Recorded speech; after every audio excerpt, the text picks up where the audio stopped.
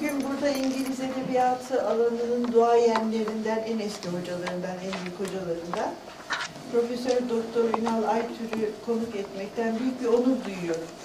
Kendisi benim de hocam oldu. Gerçi ben ondan büyüğüm ama yaşlı. Kendisi benim de hocam oldu. Konuşmasını İngilizce yapacak. Ancak benim elime geçen özgeçmişiniz hocam Türkçe olduğu için ben sizi tanıtımı Türkçe yapacağım. Simultane çeviri yapmaya zorlamayın beni. Onun için tanıtımını kısaca hocamızın Türkçe yapacağım. Çünkü özgeçmişiniz Türkçe.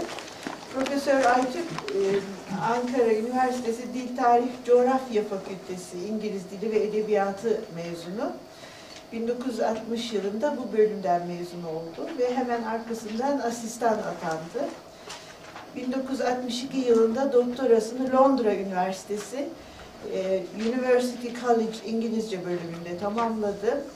Doktoradan sonra 1965 yılında davet edildiği Amerika Birleşik Devletleri New Orleans'daki Louisiana Devlet Üniversitesi'nin İngilizce bölümünde bir yıl süreyle dersler verdi. 18. yüzyıl İngiliz düşünce tarihi ve İngiliz romanı konularında araştırmalar yaptı. 1968'de Henry Fielding'in romanlarını inceleyen teziyle doçent oldu. İngiltere'de Cambridge Üniversitesi'nde araştırmalar yaptı. 77'de Henry James ve roman sanatı diye sanatını yayımladı. Profesörlüğe yükseldi. Başlıca ilgi alanları 18 ve 20. yüzyıl İngiliz romanı, hiciv ve mizah edebiyatı, Shakespeare olan profesörümüz, Shakespeare, Lawrence Sterne, Jonathan Swift, Charles Dickens, Lord Byron, Joseph Conrad, James Joyce, Forster, Lawrence Evelyn Waugh üzerine makaleler yazdı. Roman ve şiir hakkında kuramsal kitaplar yazdı. E.M. Forster'ın Roman Sanatı adlı kitabını çevirdi. Son yıllarda hocamız daha çok çeviri eserlerine yöneldi, çeviri yapmaya yöneldi. Eşi Profesör Necla Aytür'le birlikte Yapı Kredi, Kazım Taşkent Klasik Yapıtları dizisi için Henry James'in Bir Kadının Portresi, Herman Melville'in Pierre ya da Belirsizlikler adlı romanlarını, İş Bankası Hasan Ali Yücel Klasikler dizisi için Henry James'in kısa romanlar, uzun öyküleriyle Joseph Conrad'ın Casus adlı romanını Türkçe'ye çevirdi. Levent Yılmaz'dan İngilizce'ye çevirdiği şiirler, Saturn Selected Poems başlığı altında Amerika'da The Sheep Meadow Press tarafından yayımlandı. Ocak 2009'da ise Henry James ve Roman Sanatı adlı kitabın yeniden gözden geçirilerek genişletilmiş yeni bir basımı Yapı Kredi tarafından yayınlandı. Geçen hafta Selim İleri'nin programında ve TRT 2 Sanat programında bu kitapla ilgili bir bilgilendirme oldu. Ben de yakından izlemiştim. Hocamız 2003'te emekliye ayrıldı Dil Tarih Coğrafya Fakültesinden. 25 yılı aşan bir süre hocalık dışında Türk-İngiliz Kültür Derneği'nde başkanlık yaptı. Hocamızın diğer bir özelliği de müzisyen oluşu. Hem keman hem viyola çalmaktadır. 1980 yılından beri de Ankara Başkent Oda Orkestrası'nda keman ve viyola çalmaktadır hocamız. Hocamızı kürsüye davet ediyorum.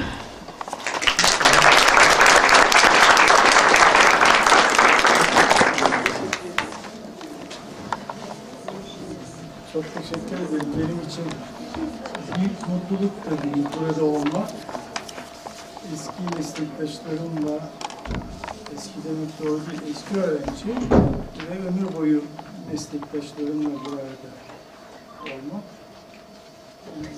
Oya Hanım'ın tanıtımından sonra şöyledir.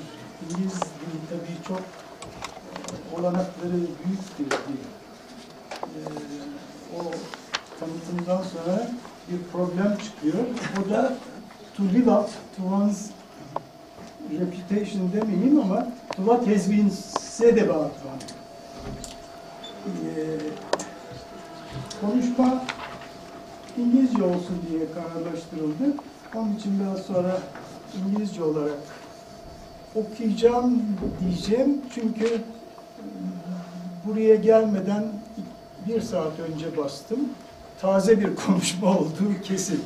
Ama içeriği ne kadar sağlam onu siz takdir edeceksiniz. The title of the talk, as you know, is Two Masters of Victorian Nonsense. Lear and Carroll are the greatest masters of Victorian nonsense, but their work is very different. And in many ways, so were the writers themselves. Lear was fat and bearded. Carroll was thin and clean-shaven. Lear spent most of his time traveling abroad and living abroad. Carroll very seldom left the seclusion of his teacher's rooms at Oxford University, where he taught mathematics. They had several friends in common, and they must have met on several occasions, but neither was ever heard to mention the other's name. And in Carroll's vast collection of children's books, there is no copy of Lear. At the same time, there are certain interesting resemblances. Neither of them was married. They both liked walking very much. They were both afraid of dogs. They were both extremely careful about details. They were both very fond of children, but Carroll only liked little girls. Both were very religious, though Lear grew increasingly hostile to the Puritanism of his age. And both were great letter writers, Lear writing as many as 35 letters before breakfast most days, 35 letters. Now let's look a little more closely at the life and work of each. Lear was born in London in 1812 into a large family. He had 20 brothers and sisters, 20 of them. His father was a rich stockbroker who was financially ruined and even sent to prison when Edward was only 4 years old. Then their mother died too. Edward was left to the care of his elder sister, Anne, whom he loved very much. He was a shy, ugly, and delicate boy. He suffered all his life from asthma, bronchitis, and what he feared most, epilepsy. From the age of 15, he had to earn his own living by drawing and painting, as he put it cheerfully, for bread and cheese. He started his career drawing birds and animals for the Zoological Society in London. His colored drawings of the parrots in the London Zoo attracted the attention of the Earl of Derby, who invited Lear to draw his collection of wild animals and birds at his country house near Liverpool. It was a turning point in Lear's life. At first, he was a humble employee who took his meals in the steward's room downstairs, but he did not stay there long. Soon, the Derby grandchildren were eating their food quickly and leaving the table to go and listen to Uncle Lear again. This drew Lord Derby's attention. He invited the young man upstairs and found him ugly indeed, but irresistibly charming.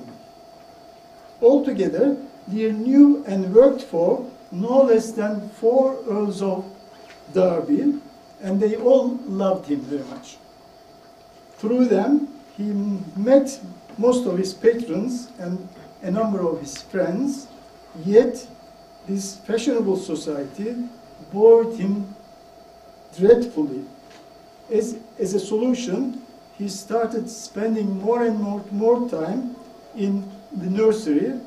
There, surrounded by the children of the family, he sat on the floor and amused them, and himself no doubt, by producing what was published in 1846 as the Book of Nonsense, a collection of limericks, each illustrated by Lear himself. On the title page, the writer's name was given as Derry Down Derry, who loved to see little folks merry.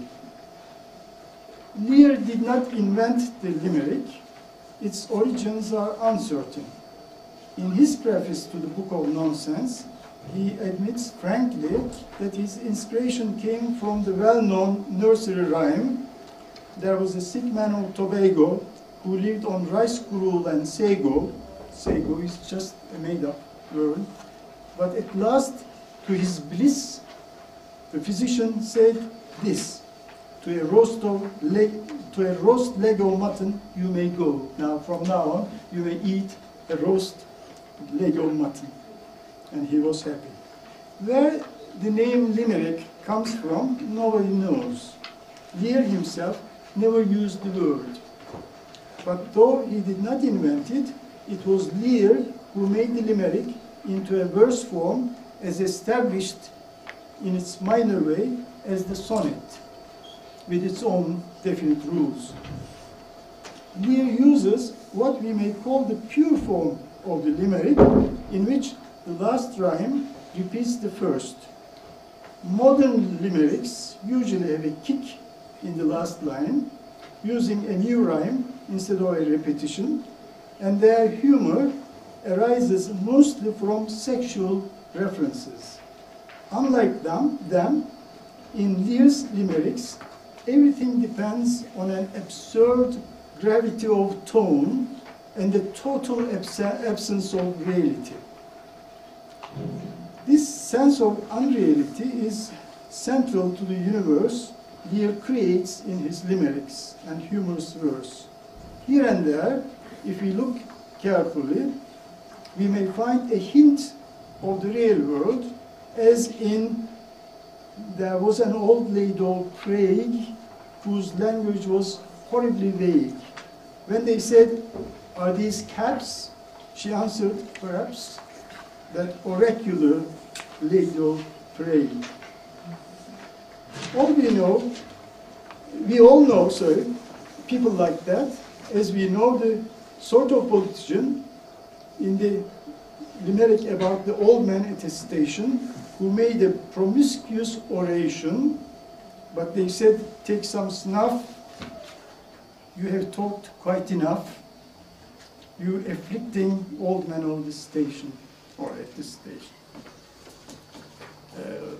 Some politicians and some lecturers, of course, go on and on, and people get tired of it, naturally. We often start in these limericks by recognizing quite a familiar figure. There is, for instance, the old man in a garden who always begged everyone's pardon, the old person of Pisa whose daughters did nothing to please her, the old man on the border who lived in the utmost disorder, and the old man of Cape Horn who wished he had never been born. But these people soon lose their familiarity, because immediately and invariably they do something strange and eccentric. They dance with a raven, run down the street with a pig in each hand, embellish their noses with rings, which is all right in our day, everybody does that now, stand on one leg to read Homer, that's strange, spin on their nose and chin, and go out on sea on a goose. Go out to sea on a goose. Or up to town on a fly, on a housefly. Such eccentric behavior is an inseparable part of Lear's limericks. John Stuart Mill considered eccentricity to be a way of breaking through, quote, the tyranny of opinion in Victorian England. In this viewpoint, eccentric behavior is the individual's weapon for coping with social oppression. Some critics have therefore tried to argue the existence of satire in Lear's use of the word they in his limericks. Whenever a Lear character does something strange, something that doesn't conform to society's established rules of conduct, they claim these people throw stones at him, or kill him, or scold him, or tell him to go away. For such critics, they, the majority, represent the disapproval of the never-ending menace of a narrow-minded, conventional society. This sounds convincing because in some limericks, these people do indeed scold the eccentrics, and in a few cases, they even smash the offender, as they do the old man with a gong who bumped at it all day long. Lear hated music and disliked noisy people. In another limerick, they smash another old man, this time with a hammer, to silence his clamor. He's making too much noise. We notice that they do not do this merely because the old man was an eccentric, but because he had grown, quote, ruder and ruder. So we must be on our guard not to accept too easily the view that Lear's they represent the tyranny of the majority in society. Only in 3 or 4 limericks out of a total number of 120, they do something that could perhaps justify the claim that any defiance of convention and common sense is immediately censured and punished severely in the Lear universe. When we take the trouble to read the limericks with this point in mind, we find that in most of them, they do not appear at all. Or if they do, it's often merely to act as a kind of harmless chorus. There was an old person of Gretna who rushed down the crater of Etna. When they said, "Is it hot?" he replied, "No, it's not." That mendacious old person of Gretna, mendacious is lying, that lying, liar of a man, old person of Gretna. And in some cases, they are there doing acts of kindness, as in the limerick about the old person of Fife, who was greatly disgusted with life. They sang him a ballad and fed him on salad, which cured the old person of Fife. As we see, the old man of Fife does nothing strange here, whereas they appear to be highly unconventional and strange in their method of cure. And in a considerable number of limericks, it is the eccentric character who is aggressive. One of them throws they out of his garden, at least 2 others, the old man with a poker and the old person of Brussels, knock them down. Obviously, despite the few instances of social tyranny we have seen, it is safe to say that Lear is not a satirist, not even an unconscious one. Pure nonsense must depend on a total rejection of all forms of conduct that people generally consider normal and logical. In his limericks, at least, Lear leads us quietly but firmly right out of the conventional world we know into a world of pure fantasy and eccentricity. Accordingly, the limericks evade everyday reality with a delightful completeness. In them, we can trace a few obsessions: enormous insects, huge dogs, and excessively big noses, which must be of much interest to the psychoanalyst. But for the common reader, they merely confirm the pleasure we feel on entering a world of pure humor, the kind of humor that does not judge, humor that is satisfied with presenting the basic absurdity of life. This makes nonsense perhaps the most successful form of escapist literature ever invented. With no pretense at realism, it is far more successful than the detective or the ghost story. Not only in his limericks, but in the poems proper, Lear presents us with characters that are openly escapist. The owl and the pussycat, the long legs and the fly, the jumblies, yongi bongo ball, bongi ball, all sail away from this dull and dreaded existence to a never land, and most of them never come back. That indeed is the chorus of the poem Calico Pie. They never came back, they never came back, they never came back to me. Notice here the typical blend of satisfaction for those who lived and sorrow for the speaker. Escape seems to be Lear's solution to the mechanistic and boring world about him. From this world, he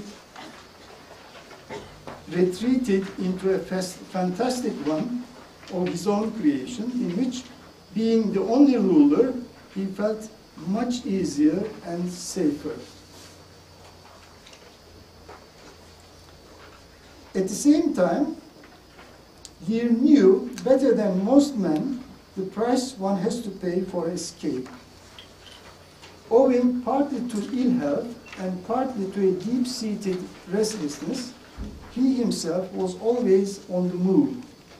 He knew every corner of Italy, Greece, Albania. He visited Istanbul, Cairo, Palestine, and Jordan, Malta and Corsica. He even got as far as India. He was especially fond of Greece, and when the Prince George of Denmark became king of Greece, Lear suggested that he might be made, quote, Lord High Bosh and Nonsense Producer, with a salary of 3 pounds of butter yearly, a little pig, and a small donkey to ride on. But unfortunately, the post was not created, and Lear moved on, grumbling amiably, as he always did, about noise and dirt and discomfort, especially noise. Yet all the while, he was quietly evolving an earthly paradise of the mind, a place he calls the Great Gromboolian Plain, surrounded by the fabulous hills of the Chankly Bore. We meet this dreamland at least 3 times in his work, in the poems The Pelican Chorus, and The Jumblies, and The Dong. And in the last of these, The Dong with a luminous nose, Lear's fantasy reaches a new dimension. This is the first stanza. If you allow me a sip of water.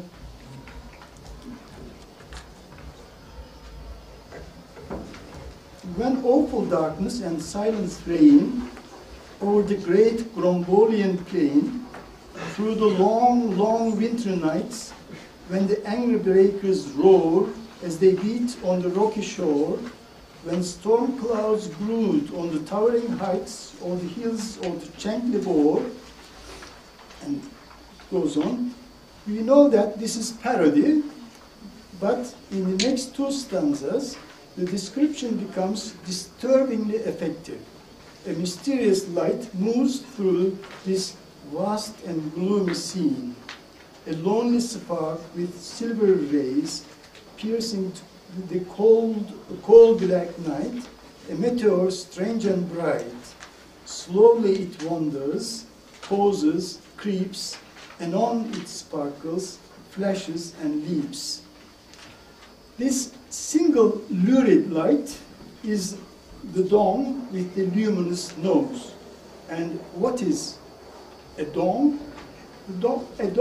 This dawn is a modern mythical figure Lear has created, and typically, instead of being heroic or frightening, he is strange and absurd. He plays a pipe like God Pan, but unlike Pan, he has no mysterious power over women. During the happy days when the Jumblies visited the country, Dawn fell in love with a Jumbly girl with her sky blue hands and her sea green hair. She is another modern myth.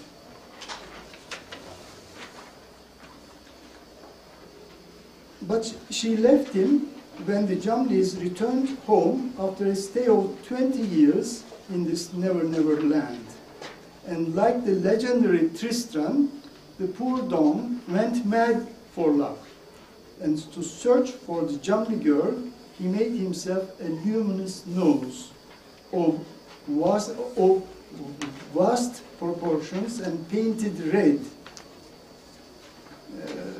and tied with cords to the back of his head.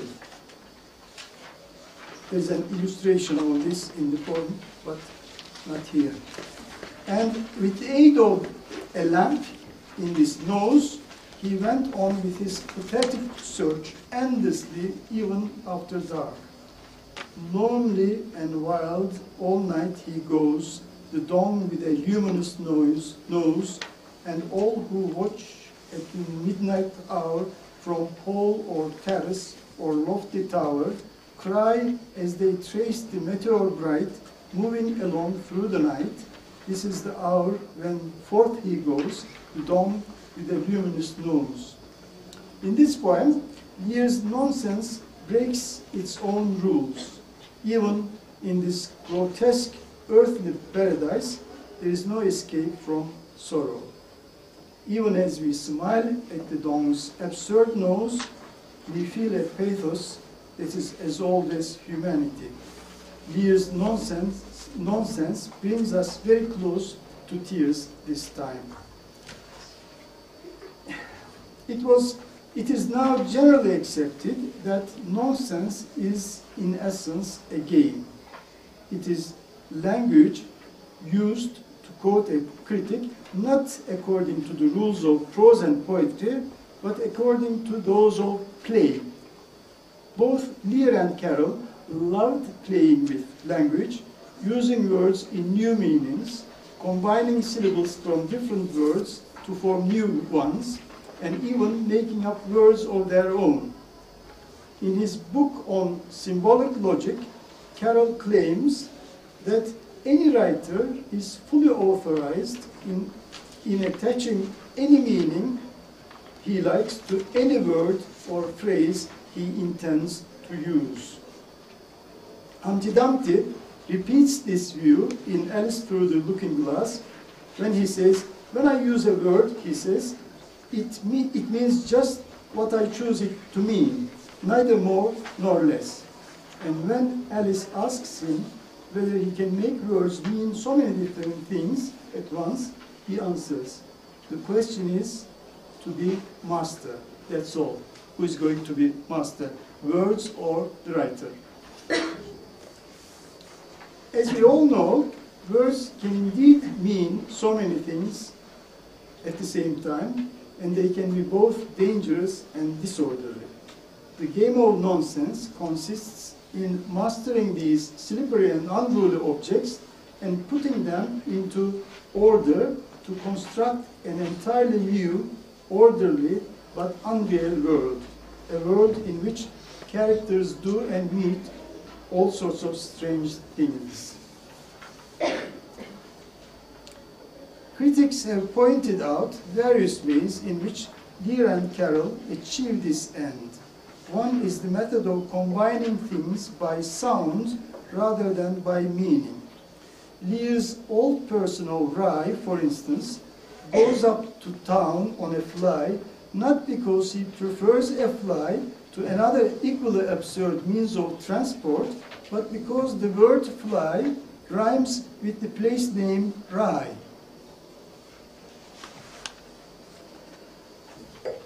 In accordance with the same principle, the old person of Prague is cured of plague when they give him some butter, which causes him to mutter. And the young woman who wears a small wig rides on a pig, obviously for the sake of rhyme again. In the nonsense universe, a pig too may easily appear wearing a wig if the necessity of rhyme so dictates it. Because it is, because it is ruled not by sense but by sound. That's why both Lear and Carroll create new words which have no meaning at all, like Lear's scrubious and runcible, and the words Carroll makes up in the opening stanza of his poem Jabberwocky. Words such as brillig, gimble, wave, and whimsy. These nonsensical words can be fitted in a poem anywhere, like pawns in chess. The aim here is not to say meaningful things, but to create comic effects. And so, words with similar sounds are brought together, although they may be worlds apart in meaning. This arbitrary principle of choice is best illustrated in Lear, by Lear in the short poem called Epitaph, which, by the way, he wrote when he was only 18, so long before the limericks. Beneath these high cathedral stairs lies the remains of Susan Pears. Her name was Wiggs, not Pears, but Pears was put to rhyme with stairs. That explains the essence of the game. But let's stop talking about theories and say something about Lewis Carroll and his books now. Carroll's real name was Charles Dodgson. Born in 1832, he was one of the 11 children of a clergyman. That's better, it was 21 and 11. As a person, he lacks the charm that surrounds the figure of Edward Lear. Physically, he was a little like his own White Knight in Alice Through the Looking Glass, tall and thin, extremely shy. He stammered badly and was never heard to laugh. Apart from this one, apart from his one not very enthusiastic trip to Russia, he spent all his life as a lecturer in mathematics at Oxford University. Like most bachelors, Carroll was something of a hypochondriac. In order to protect himself against cold drafts, he set up an elaborate system of thermometers in different parts of his rooms with an adjustable stove near each of them. Whereas Lear was a fine landscape painter, Carroll was one of England's earliest and best photographers.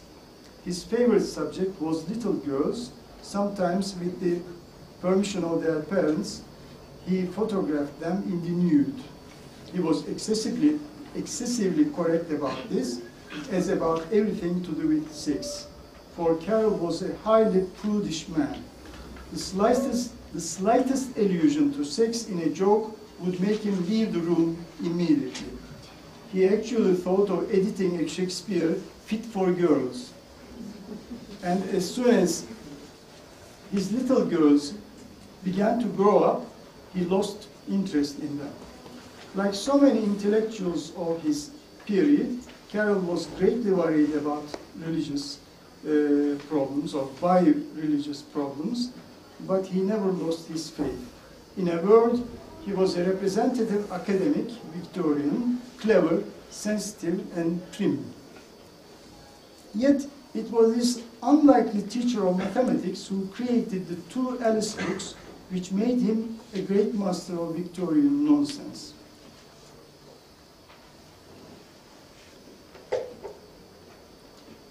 What is it that makes these books so permanently enjoyable, we may ask?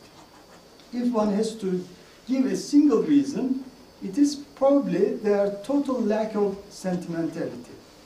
In The Looking Glass, it is true, there are moments when affection creeps in, as in the brief scene with the phone, and very curiously, the verses that surround both books are highly sentimental.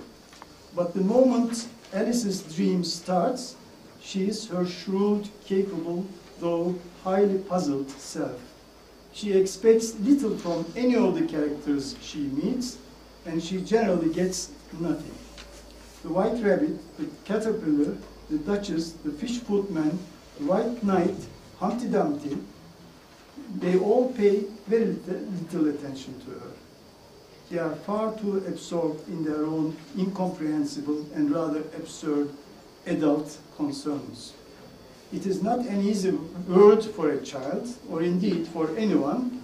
In The Looking Glass, when Alice takes a train, the guard examines her, quote, first through a telescope, then through a microscope, and then through an opera glass. At last he said, "You are traveling the wrong way," and shut up the window and went away. That is typical.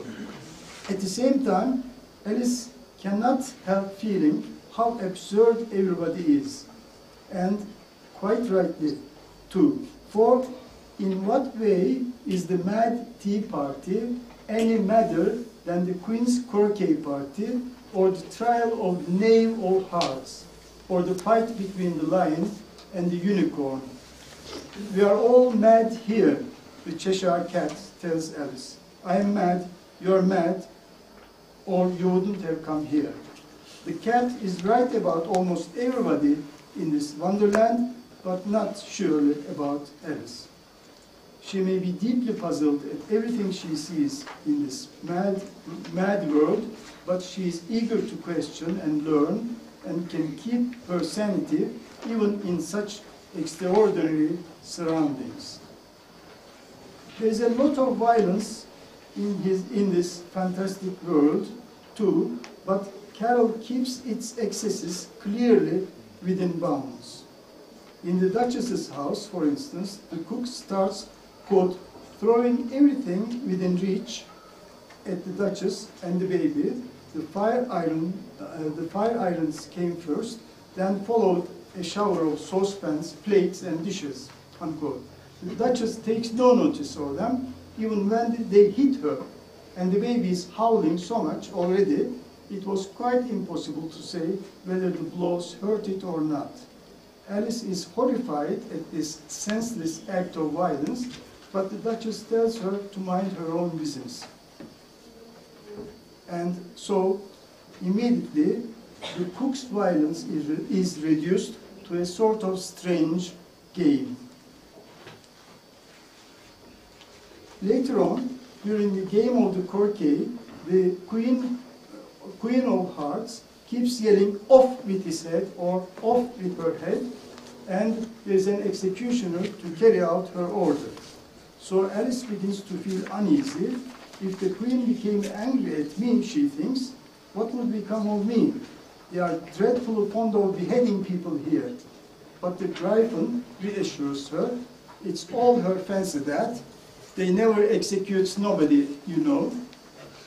Carroll creates a strong sense of violence and despotism here, and at the same time uses it as material for comic nonsense. This is most evident in the attempt to cut off the head of the Cheshire Cat.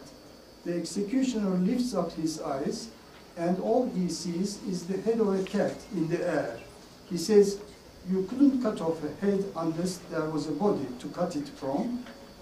Then, that he had never had to do such a thing before, and he was not going to begin at his time of life.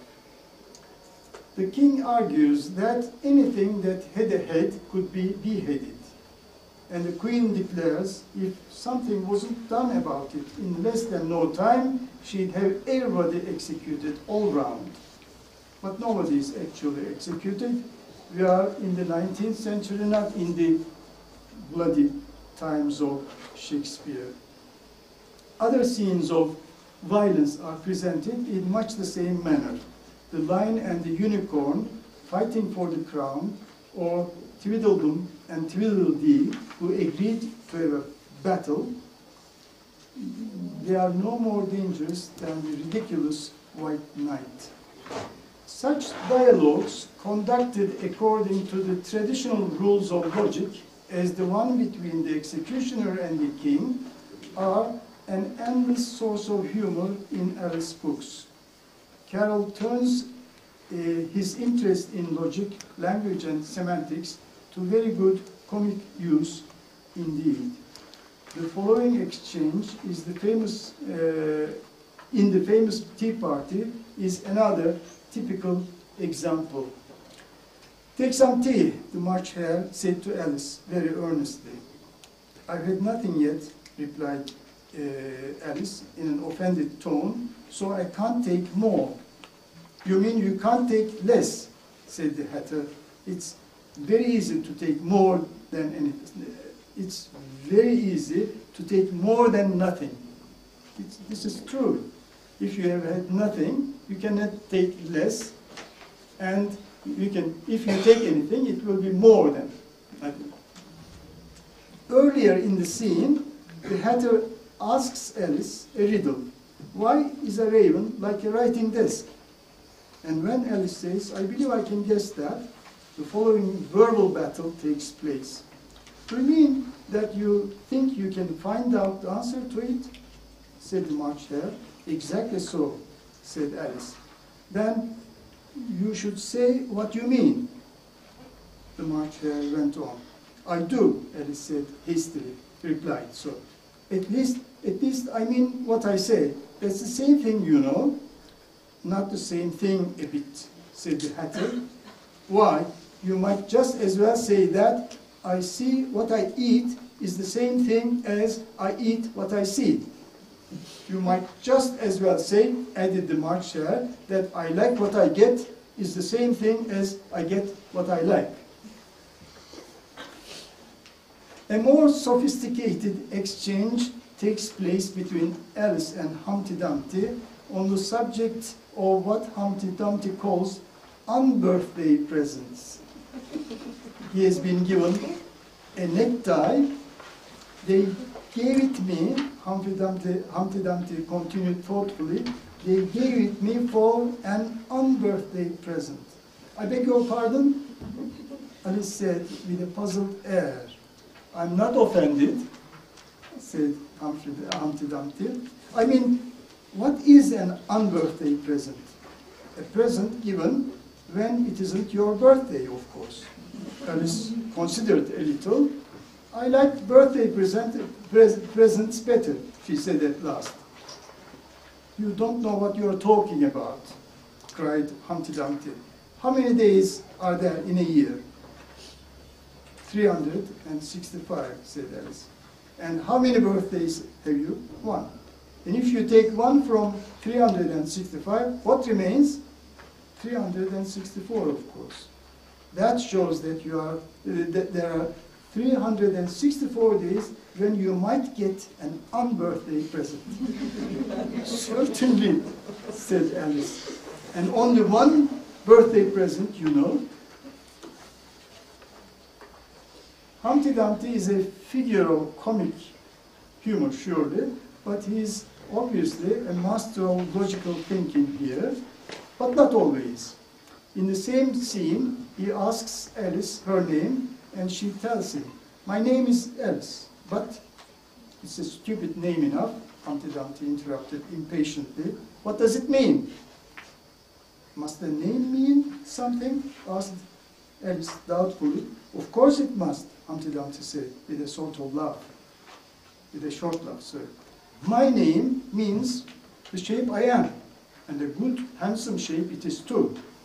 You know, Humpty Dumpty is like an egg. And a good, handsome shape it is too. With a name like yours, you might be any shape almost. This dialogue is more interesting intellectually than the previous one. It raises an issue that sounds more philosophical than the one before. It also touches the more serious problem of personal identity that keeps puzzling poor Alice in both books. In the Wonderland, when she finds that she is getting very small at one moment and overgrowing the next, she begins to wonder who she is. Good. Dear, dear, how clear everything is today. And yesterday, things went on just as usual. I wonder if I haven't been changed in the night. Let me think. Was I the same when I got up this morning? I almost think I remember feeling a little different, but if I am not the same, the next question is, who in the world am I? Ah, that's the great puzzle. And she began thinking over all the children she knew that were of the same age as herself, to see if she could have been changed for any of them. I'm sure I'm not Ada, she said, for her hair goes in such long ringlets, and mine doesn't go in ringlets at all. And I'm sure I couldn't be Mabel, for I know all sorts of things, and she knows such very little. Besides, she's she, and I am I. Oh dear, how puzzling it is all. This is childish and comic, of course, but at the same time serious and very modern. No wonder the philosopher Bertrand Russell said, nobody under the age of 15 should attempt to read the Alice books. Hamlet, you remember, warned his philosophical friend Horatio that there is more in the universe than is contained in his philosophy. This is true of Carroll's books too. Obviously, there is more in them than what has been an endless source of delight to children as well as to adults for almost a century and a half. Carroll's great success is that he was able to write books of nonsense with a great deal of sense in them.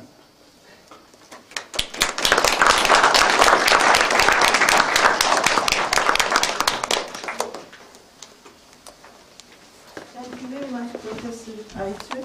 Are there any questions from the students? I have one question. Should we study these as literature in the university, in our courses, in our poetry classes? And the term literature, of course, is a very puzzling one. If you go deep into it, you end up with nothing at all. Anything can be literature, and nothing can be literature. I recently have read Terry Eagleton's book on critical theory, and his chapter is an examination of this question, and I ended up in losing faith in any notion of literature. But surely it should be considered literature, because as Russell must have felt that there was something. And recently, I borrowed a book just to see what people recently say about the Alice books. And one of them is devoted, the whole book, to the Alice books. And it's such a philosophical attempt that there were times when I was not able to follow what was going on. Carroll would have been surprised, of course, if he was told that there was all this stuff in his books. But then, of course, what, who was it? I forget names now. A well-known critic, I forget now, said about Shakespeare, for instance, if Shakespeare talked about his own plays, he would just be another critic of Shakespeare. When people asked this question about whether Shakespeare was conscious of what he was doing in his plays, all those commentaries, long and scholarly, on his plays, whether he was conscious of what he was doing. Obviously, what matters is not what you study, but what you get out of it already. And that's very difficult. One advantage of studying these books in the English departments is that, especially in the first 2 years, the language is so easy and so good. Everything is there, except a few oddities, of course, which are obvious anyway. So that can be a great deal of help. And another point, they would be a good introduction, both Lear and Carroll, as a sort of introduction to the background of the period, because the books are full of details about daily life concerning the period. So it's strange. On the one hand, we have this humor, which is purely nonsensical. On the other hand, we have this firmly established, concrete background to the poems and the books. So it could be working both ways, as historical evidence as well as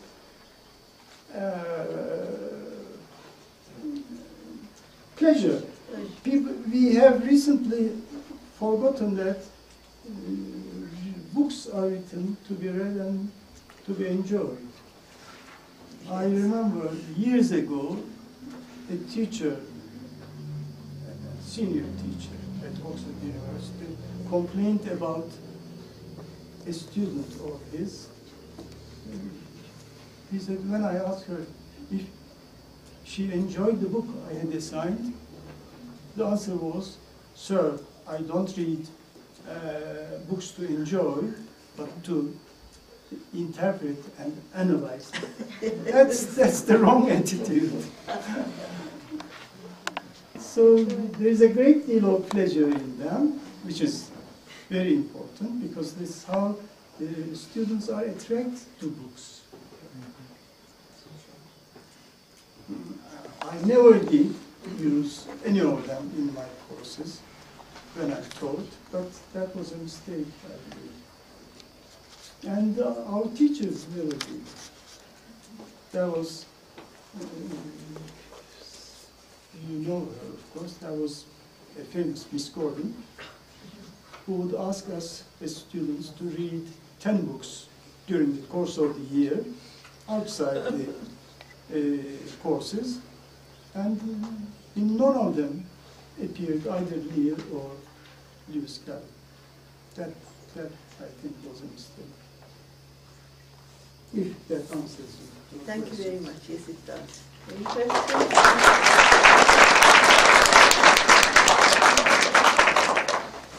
I have a question for you. Thank you for giving this conference to us. While talking about Lear's nonsense poetry, you pointed out that he was not a satirist, but he just wanted to lead us out of the conventional life towards a world of fantasy. Are Lear and Carroll similar in that point to each other? I'm asking this question remembering the work titled as The Hunting of the Snark, in which Carroll uttered his criticism towards the materialistic tendency of Victorian people. What will you say about this? Let me begin by saying that in Lear's and Carroll's time, there were so many books written especially for children, and they all aim to educate small children. The aim was to bring them up as good model young people. And they were, most of them, terribly boring. And then some writers started by trying to disguise the teaching under a cover of a story. It was only Lear and Carroll that openly came out and wrote in that nonsensical attitude. Their point was that more Lear's than Carroll's, perhaps, that they were there simply to amuse the reader. And so, the human mind, of course, is always searching for meanings. When you read something, even if the simplest thing, our tendency is to find a meaning in it. That seems to be a deep-seated instinct in us all. And so if we take that attitude, or if we keep this instinct in mind, we can find many meanings in something that was meant as pure nonsense or pure humor. And I can answer your question in that frame because it's more useful to look at it in this way than in going to that particular poem and trying to say something about it. Yes. There are no more questions. Professor Aytür, this is for you to remember today, forever.